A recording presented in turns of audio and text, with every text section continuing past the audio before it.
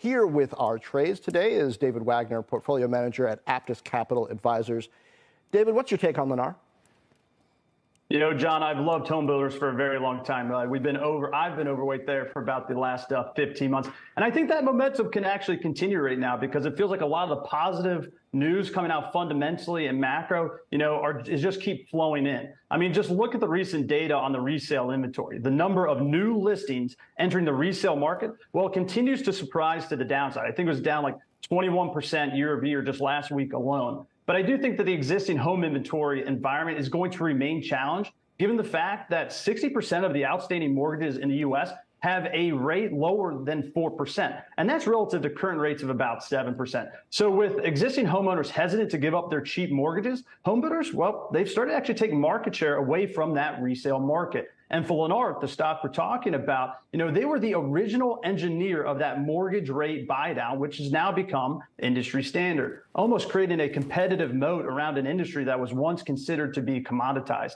So look, John, home builders, they're not the deep cyclical companies that a lot of investors recognize them in. Yeah, you've mentioned that they've run a lot year to date, but I actually think that there's still a lot of upside here right now, but more so coming from a valuation re-rating that's well deserved.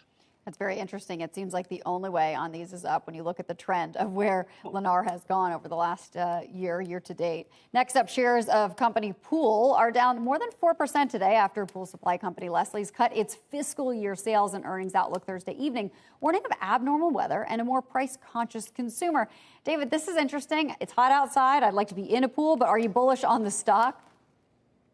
Yeah, I'd love to be in a pool too right now, and I am long strong this stock. But this Leslie report, Courtney, definitely catches my attention, not just because of them citing weak foot traffic and slowing same-store sales, but just look compared relative to Pool's last quarter. Their last quarter was horrible. And I mean, investors in Pool, they're not accustomed to back-to-back poor quarters. I mean, their management team has a long, strong history of great execution. And not only that, being very conservative on their guidance. And last quarter's miss basically implied that it just wasn't all weather baked into that guidance. So the potential for another poor quarter for Pool on this Leslie read is definitely getting a lot more attention from investors right now. But long term, yeah, I'm long the stock. I think it has a lot of structural benefits, as about 60% of the company's revenue is recurring on the services side, which would definitely insulate it some if there is some type of downturn in the market. Plus, it trades at like a standard deviation discount relative to its 10-year historical average.